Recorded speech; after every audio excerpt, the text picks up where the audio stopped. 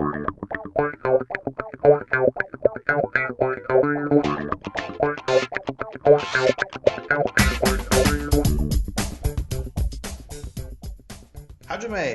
welcome back to Comic-Jutsu. It's time for another edition of Comic Book Dojo.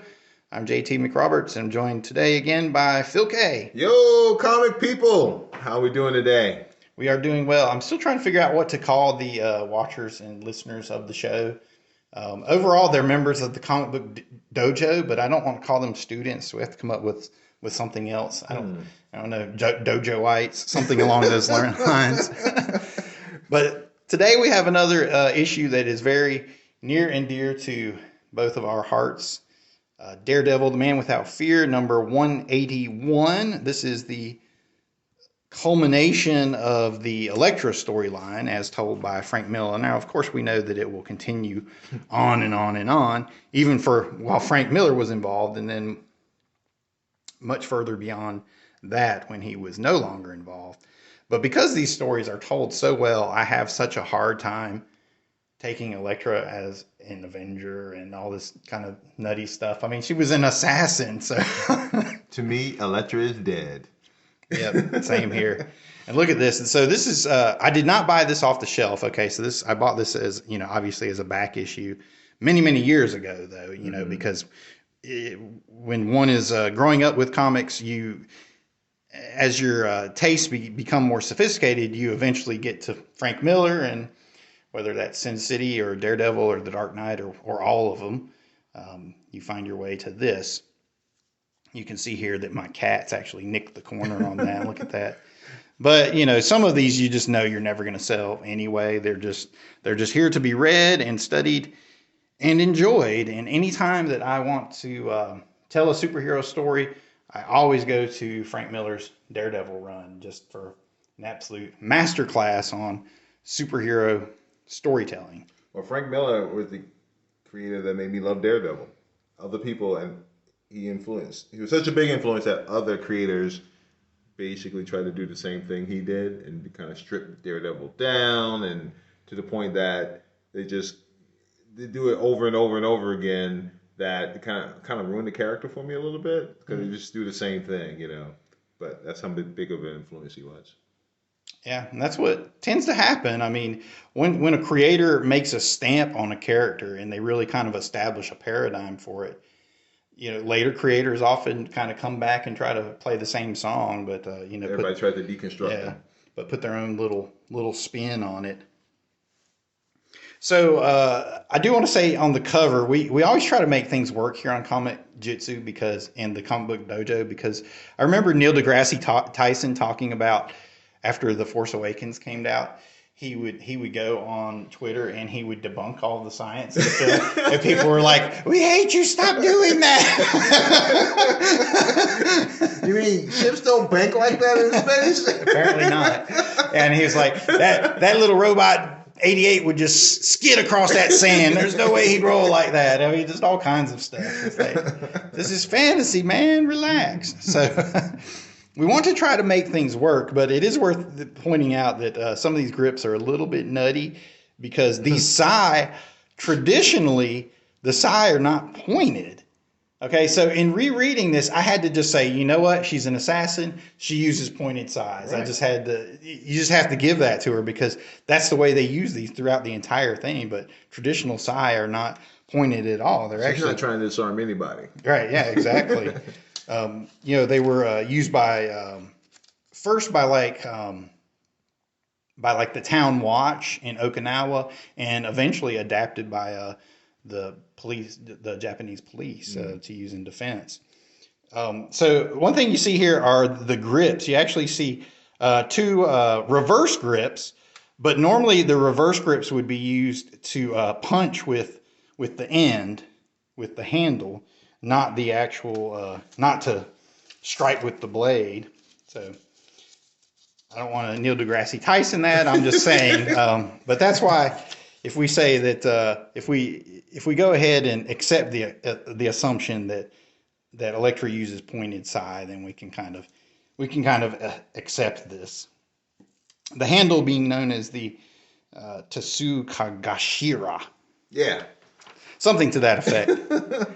So here we go. Yes, The Last Hand by Frank Miller. Gripping, compelling splash page. Page 1. Here you see Daredevil getting shot in the head. This is almost like a staple of the Jim Shooter era. Having like the fake out right at the beginning. You saw this most often with the X-Men, where they would always get killed in the danger room. And you're like, oh no, Wolverine just got killed. And then 2 pages later, He's in the danger room. It's the danger room. It's an illusion. I should have known. But yeah, this is the height of the Shooter era, which to me, I mean, still remains probably the second greatest era of Marvel, in my opinion. Before it went all went into the toilet for the new universe. But what actually got me into Daredevil was reading all the stories that were fallouts of this. Just like you were talking about with the Wolverine one that was drawn by Klaus Janson. Reading those issues where Daredevil was in Japan and he's fighting. They're not the Hand at that point though, are they? It's just. Is it Shinjin? Or is that Wolverine? Wolverine. Confusing my Japanese villains, but that's Wolverine. But it was that storyline in like issue 200. I read those first because a friend of mine had them. And then later on, you're like, well, I want to know what happened in all this early. Who's this Elektra they're talking about? Gotta get those back issues. Yep, exactly. But just gripping storytelling right off the front. Miller with Klaus Janson finishing him was just a magical combination at the time. I mean, Janson's inking is so moody. The thick lines, the use of the zipatone in the background. But look how dark it is also in the environment, and how they're using this as a prison scene.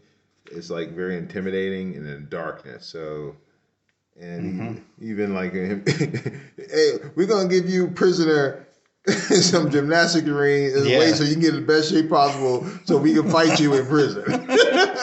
Yeah, what is that about? They must have really been scared of him starting fights in the cafeteria or something. But look how powerful he is, though. He's basically in this core exercising, holding a dumbbell. Yeah, this is nuts. But he's just a regular human. And is this... Maybe Neil Adams did something similar with Batman, but the first time I could ever think of a hero just working out and sharpening their skills and tools and body was in Frank Miller's Daredevil. Right. Yeah. Especially with traditional weights and gymnastics equipment, and because Daredevil, and go through his the Marvel Universe official handbook with an accomplished weightlifter, super agile, but and so is Bullseye. You can see he's an accomplished weightlifter and gymnast. Yep. So we start with Bullseye. We've got this little backstory of he's having these headaches and whatnot. Where I think. Was it here or it's later on where they get the psychic connection to Daredevil and Bullseye? It might be later on. Later on in the 90s. Yeah. In the mid-90s, like 190, mid-190 issues. But I just love the aesthetic that Miller uses here. I mean, he's doing so much storytelling, and the backgrounds are very, very sparse, but with the use of this effect, you're getting the idea that he's having this headache. It's not just something that he's putting on, because without that there, the pain that he's going through might not be as obvious. Then on the next page we see Daredevil. He talks about his crazy fighting style, but you see how much of a gymnast he is, because one of Daredevil's powers is because of his enhanced senses. He has extraordinary agility, more so than an average person would have, or even a gymnast would have. Because of his sense, he's able to tell crazy. He has an incredible amount of balance, and you can almost see it, And you can also see the flying sidekick right into the heavy bag, elbow to the knife, kind of the spear hand shot, very Japanese style. I can't think of anybody else that used these kind of after images that wasn't like a speedster, that wasn't like the Flash running across the page, and appearing in multiple positions. So this really, using these kind of after images really shows you the technique. I mean, Miller here is clearly studying his gymnastics and whatnot. And we always talk about the martial background of our creators. And the only thing I could find out about Frank Miller is he actually studied Tai Chi in the 70s. Okay. And out of all of the arts to bring into Daredevil, that was not the one I was expecting to hear. It was actually Tai Chi. So I thought that was interesting. But here with the after images, you see the multiple techniques again that we saw in something like the Iron Fist issue, where they would all be thrown at once and the reader would have to kind of create the sequence based on the flow on the page. But here you've got the clear after images. So you see that he's throwing this elbow first, and then he's coming through with this finger strike. Apparently he's just smashing a Makiwara. Training him. Yeah. I mean, that's he's got some strong fingers there. So it really helps sell the idea that these are extraordinary individuals. And then they go back to Bullseye, who's so dangerous that he can't. He has to be in not shackles or handcuffs. He has to be chained at all times. You got to be handcuffed at all times with those thick handcuffs. Look at those, man. That's outside, so.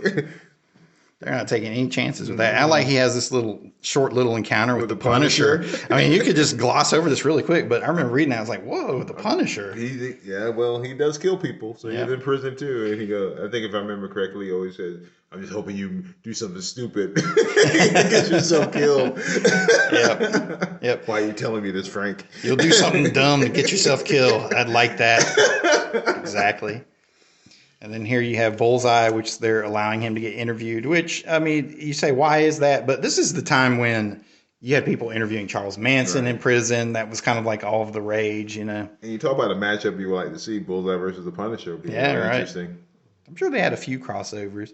But this is interesting where they use the earlier sequence to set this up where Bullseye uses everything to his advantage. He uses just the pill itself as a weapon. Blind that man. You can see. So this is just a great sequence of events. So he spits it in the guy's eye. The guy shoots, and Bullseye maneuvers himself to where the bullet snaps his chain. I mean, this is brilliant stuff. Grabs the gun. He's swinging. He's swinging a microphone around right there. He uses it. For the readers, Bullseye can make anything into a weapon. So traditional weapons, he's like a master at using. So he could pick up a microphone and use it as a weapon. Yeah, almost like nunchucks or like a weighted thing on a chain. So, Makiwara. Yeah. No, what's it called? The chain. Yeah. That. Makiwara is the board. I just mixed them up, but yeah. He's almost got like ninja training. I wonder if he ever did get actual ninja training, but. All good stuff. Look at all the backgrounds here are just so sparse, but Miller just puts in just the barest hint, like you get stage lighting over here, so you get the notion that he's on the television. But just the use of the zipatone just makes this so moody. And look at this, and you really get the emphasis of the power of the 357 here, and the blam, the way it just takes over the whole left side of the panel there. Yeah. Comics for collectors. I used to love scouring these. I tried to get the ones that were, more recent, obviously, and I would sit there and go like, oh, okay, $2 for this, $1 for that, and order all these classic issues and stuff. But this is just great action storytelling. I mean, you see the way that Miller leads everything across the page. Bullseye, you just throwing the gun, knocking the guy out. Which is interesting. That's always on the Superman show, the last resort that they have after the gun at him and Superman to dodge. Exactly. If they fire all the bullets. Still using the mic. Here he uses it as a grapple almost. And look at this cityscape right here. Like, wow. Right. Like he had to have had a skyline photo that he threw up on the light board here and just inked over it. I mean, Miller probably just put like the barest sort of buildings on there, and then Janson probably filled all of that right out. Got to make those books in 30 days, man. They got to keep on coming. The machine's got to keep on running. But the way that Miller just used these slim horizontal panels to just keep things interesting, wide shot to establish the setting, punching close to get the feeling of the mood, and you pull back to show the action exploding. And again, over here, just a simple down shot. If I was going to draw this, I would just be like, oh man, I got to draw this whole city block right here. And I mean, there's so much art and craft just in figuring this out and making this work from that perspective. And it's all there. It would be so easy to make that look horrible, but these guys have to be using some sort of photo references.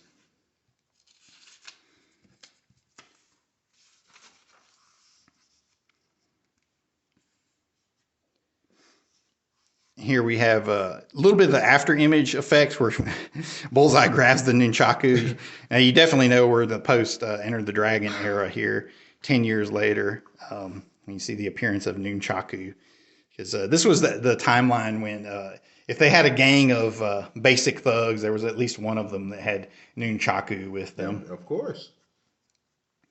But just the innovative use of the panels. I like how he's using the negative space, and then you have the sound effects going on through, which were probably all the letterer doing this and adding to it.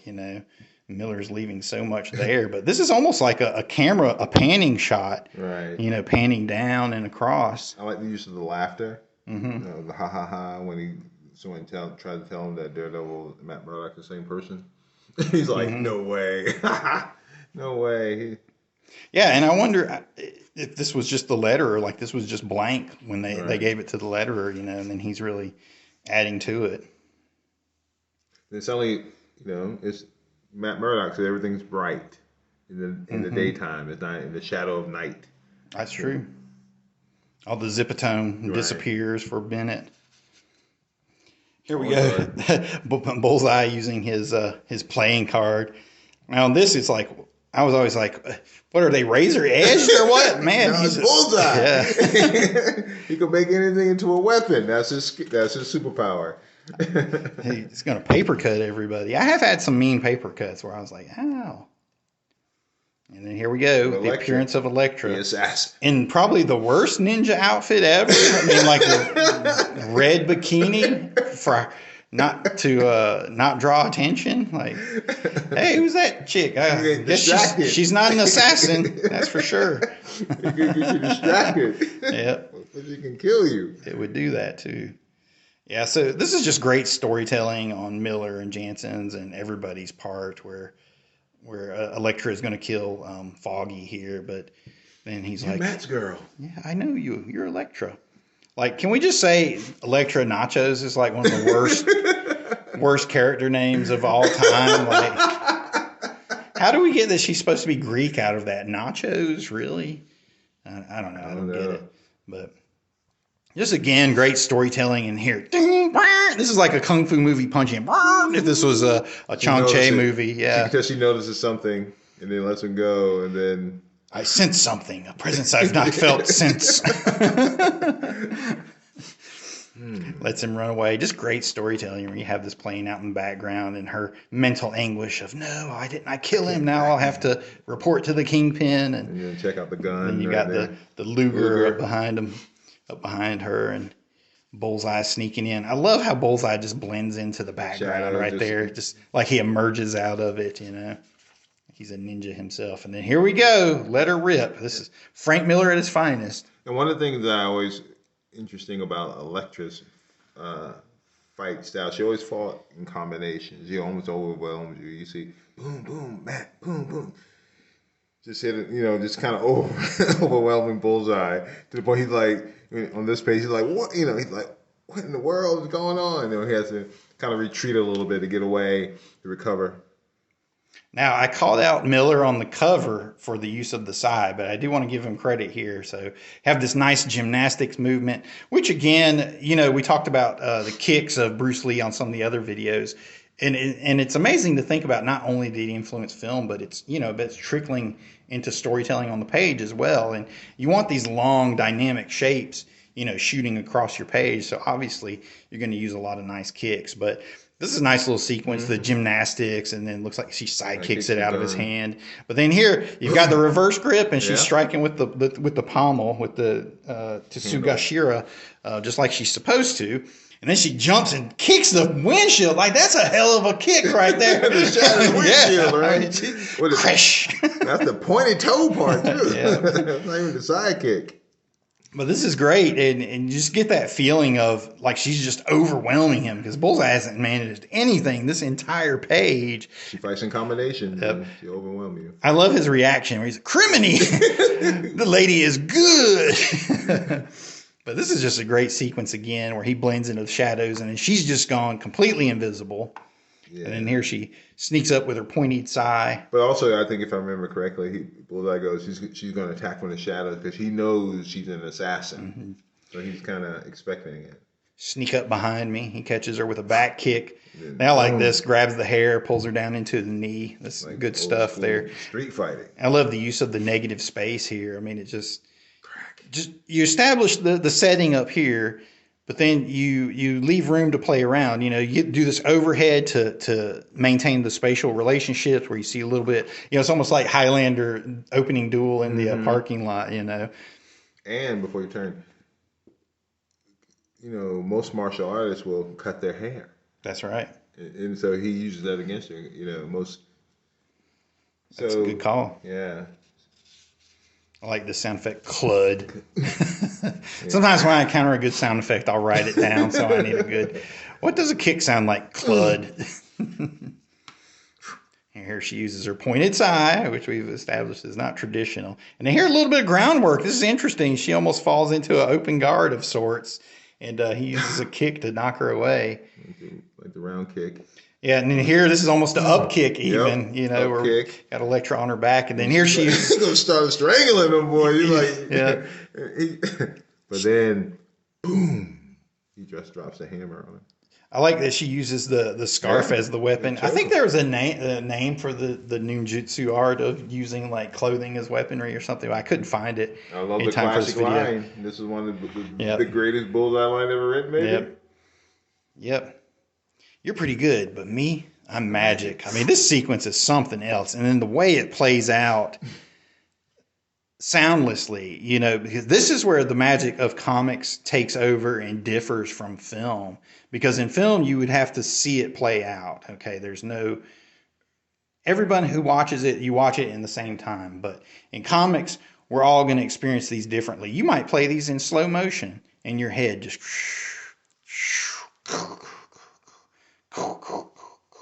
And for my next trick, or you might just zip through it. And that's just the brilliance of the storytelling here. But I just love how she hits the ground. Look at this puddle, just comes out instantly. Like, oh my God. She's pretty much already dead. And for my next trick, he stabs her through. With her own weapon. With her own weapon. That's some ruthlessness right there. Lifts her off and then follows her, see where she goes. Yep. And it's interesting that he uses the stab here because they would use the point of the sai, but it was usually a stab to the throat, if that's what they had to do. And here he's, I guess, driving up under the rib cage. And I love the use of red, like. Yeah, I forget what they call this, but that's like a secondary color effect. But there are some better YouTubers out here that will explain that to you. But yeah, God, this is just pure storytelling. No words. All the narration is gone. If this was Roy Thomas or Chris Claremont, it would be Elektra held her now shuddering heart, trying to keep it beating as she stumbled on the sidewalk. But here's none of that. It's just let the words tell the story. Until she gets to Mac Murdock's residence, but I love that use of the lighting there from lighting. He's watching the whole time. And it gives all this a rhythm and a timing because you're watching, and then you're panning across the audience, and then poof. It just goes dark. So when she dies, so it's like light, dark, and the only light we see is the man responsible. Lighting, like celebrating a little bit, you know. Yeah, and this is a great sequence here where Murdock has to identify the body, which is odd that he's a blind man, but they talk about that. And then Bullseye, who's like, I'm not sure. I'm still not certain that he's Daredevil. So I'll kill him anyway. Yeah. Let me see. Kill his attorney. Let me see if this scalpel kills him. Yeah. He's like, is that right? I love that, and I love this little sideways block. I mean, this is pure Zatoichi. It's almost stuff similar here to like in the Spider-Man when he crashes the brick. Yeah. The Spider-Man movie and No Way Home. Yep, exactly. Zatoichi is one influence we didn't mention of this, but Zatoichi came out. I've said this before online, like the year before the first Daredevil. So I always wonder. I was like, was Stan Lee that? Was he that up, on current trends that he actually knew about Zatoichi, or was this parallel thinking? But I have no idea. And here we go to the Kingpin, and then get ready for the final showdown. And I like how he sneaks in. Murdoch tricks him with the dummy there. And then he shows up behind him like, I knew it was a trick. I knew it was a trick.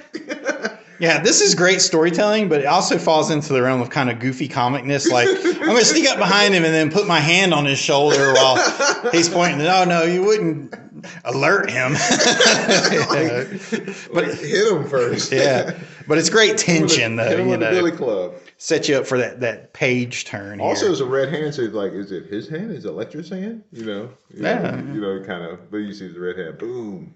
And then here you go, the power back fist. Now you have to be mighty angry at somebody. You're going to sneak up on them, and then you're going to power back fist it. Well, it looks like the back fist even. Oh, I'm looking at the wrong one. I'm looking at that one. Yeah, I thought it was but it's the back fist. Yeah. So he sneaks up behind him and does a power. Whoa! He Hulk back fist it is. It's like, dude, rear choke. I mean, come on, Daredevil. Hit with the Billy Club, just upside the head. Yeah, exactly. That's where the technique falls apart a little bit. But you could say, he's enraged, so he's just jumping on him. And you can also see how Bullseye is leaping, throwing it, and then blocking it with his radar sense. He's able to sense the path, but it's great dynamic art. Like, I'm hit you. No, you're not. And then with the crazy agility, sidekick, gets through the guard. Boom. Daredevil's right. That'll be the left hand. Yeah, boom. Straight left there, yeah. Daredevil definitely seems like a ambidextrous, like a switch hitter. I remember this panel, I think, from one of the Marvel universes. And I was like, wow, where I saw that first before I ever actually read these issues. And I was like, wow, what is this from? Because I'm looking at it and I'm going, he's throwing his billy club and then he's blocking it, but he's using that as a distraction to get the kick in. I mean, it's all great. Miller's Daredevil was dynamic action. Here's the Ninja Turtles right there. Yep. They came up with Ninja Turtles right off of that one panel. More self-defense, kung fu, karate. You see, they got rid of jiu-jitsu at this time.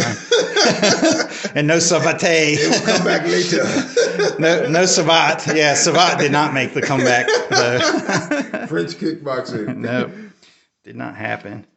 And here you go. We return into the Dark City, the use of the zipatone.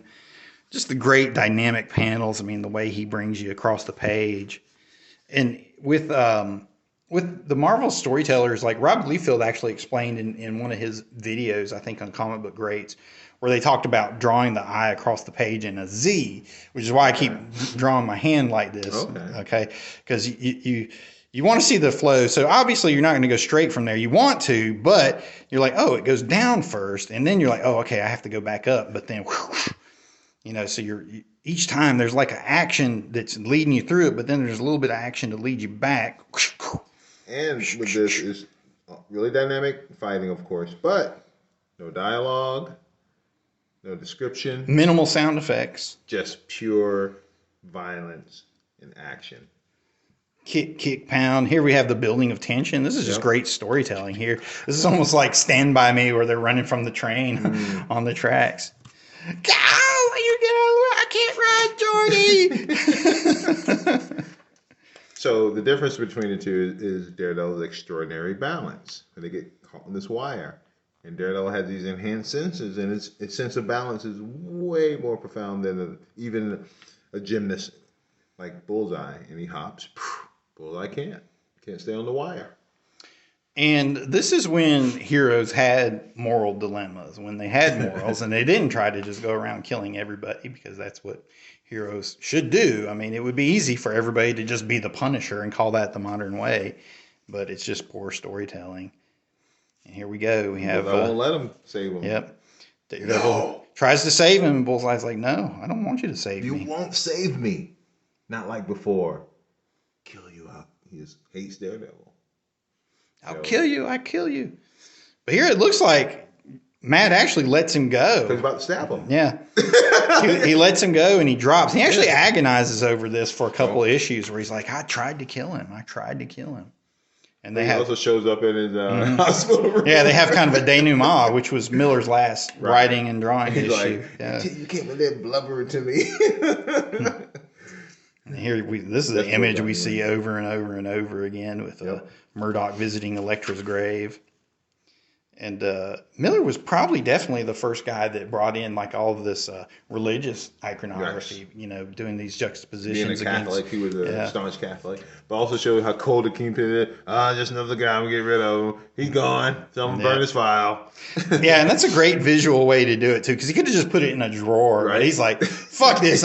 I'm burning this guy's file." He's no more use to me. I'm gonna burn it. But that's just how you have to be obvious in comics. It's a visual medium. So it's like, so how do you express Kingpin's disappointment? He burns it. He completely gets rid of it. He's like, I'm taking you off my speed dial, Bullseye.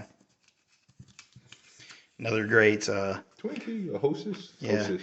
Fruit pie, hostess fruit pie ad. This one actually with the trickster, with the trapster, and Baron von Strucker and Nick Fury. It's rare that they had established villains that wanted the hostess fruit pies. It was usually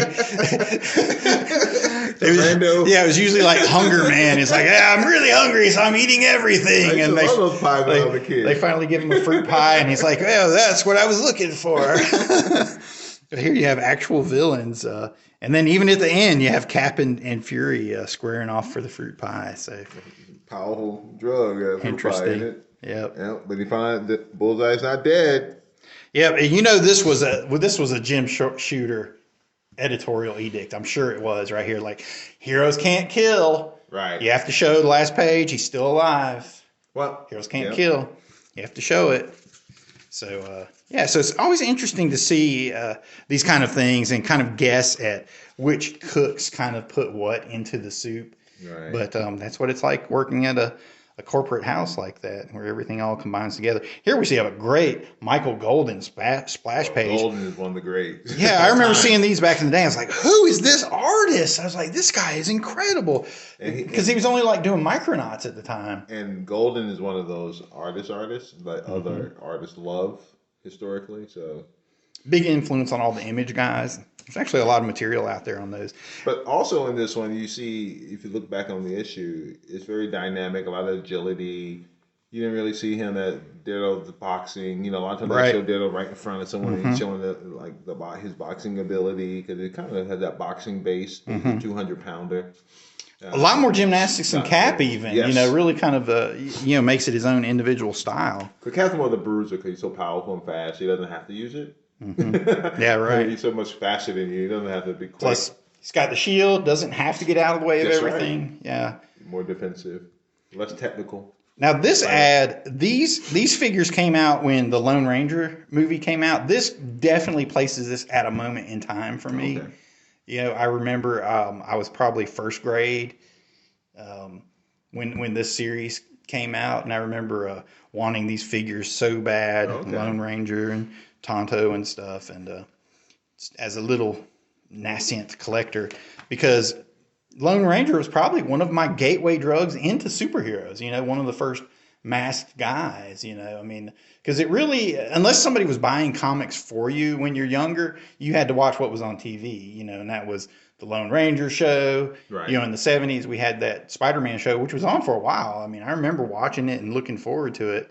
And of course, the Incredible Hulk and Wonder Woman, or the Batman series of the 60s, which was very, very different. But this was definitely a gateway drug into superheroes for me. So any closing thoughts on Frank Miller's masterpiece here? Pretty much maybe my favorite comic book issue of all time. Single issue. Nice. Because the whole book, the book is from the villain's perspective, was so different. Sure, that story is from Bullseye's perspective. But yeah, it is. Now that you mention it, he does. He bookends the whole thing. He narrates the whole thing, basically. Yeah, great storytelling from Miller. Okay. All right, Phil K., where can people find you on the internet? All over the internet, people. He's all over the internet. All over the internet. Well, check out the links down below, and you can find my Twitter and the Comic-Jutsu blog and all of that good stuff. So thanks for watching Comic Book Dojo. Thanks for joining me, Phil K. We'll see you back next time. Mate!